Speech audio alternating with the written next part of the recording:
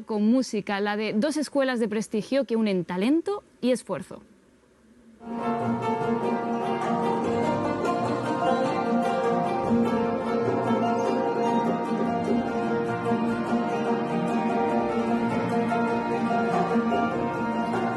La vuelta al mundo a través de 11 piezas, de norte a sur y de este a oeste. La Fundación Conexus ha unido a la Escuela de Berklee, con sede en Valencia, y a la Escuela Superior de Música Reina Sofía en un concierto que busca fusionar distintos estilos musicales con composiciones de Colombia, Turquía, Irán o Escocia.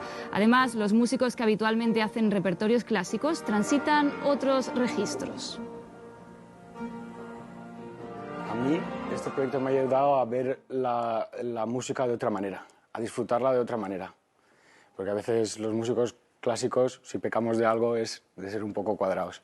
Y esto es un feeling más de libertad. La música es una manera de comunicar, una manera muy efectiva de comunicar lo que con palabras no podemos decir.